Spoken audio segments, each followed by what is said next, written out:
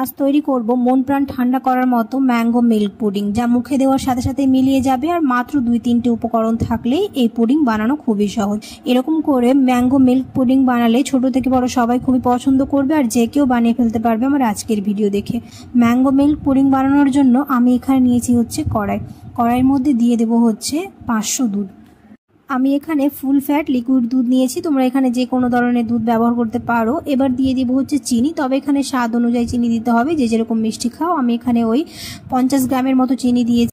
এবার দিয়ে দিব হচ্ছে 1 চা চামচ আগার, তবে এই আগার কোনো গরম জিনিসে দেওয়া চলবে না, হলে দলা পাকিয়ে যাবে। ঠান্ডা জিনিসে দিয়ে খুব ভালো করে এরকম মিশিয়ে নিতে হবে।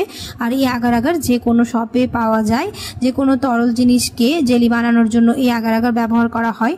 এবার আমি দিয়ে দিলাম হচ্ছে কেটে রাখা পাকা আম। তবে আমার এখানে যেহেতু দুধটা আগে থেকে জাল দিয়ে ঘন করে রাখা ছিল, তাই বেশিক্ষণ সময় লাগেনি। যদি তোমাদের জাল দেওয়া না থাকে তাহলে এখানে ঘন করে নিতে পারো জাল দিয়ে। এবার আমি যে পাত্রে সেট করব সেই পাত্রে আমি এটা ঢেলে দেবো।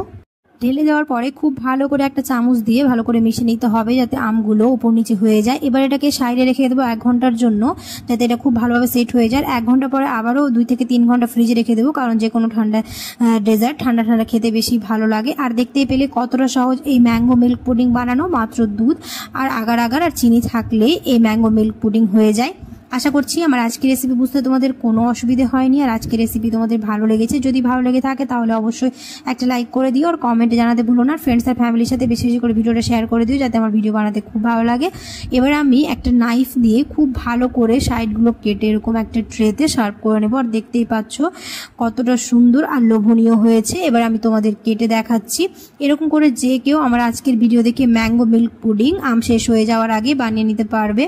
শুধুমাত্র 2 থেকে 3টা উপকরণ থাকলেই খুব সহজে এই ম্যাঙ্গো মিল্ক পুডিং তোমরা বানিয়ে ফেলতে পারবে। আর দেখতে পাচ্ছ কি সুন্দরভাবে আমাদের এটা রেডি হয়ে গেছে। এরকম করে সার্ভ করলে টেবিলের মূল আকর্ষণ হবে ম্যাঙ্গো মিল্ক পুডিং। দেখা হবে খুব শীঘ্রই পরে এক নতুন রেসিপিতে। সবাই খুব ভালো থাকবে। আল্লাহ হাফেজ।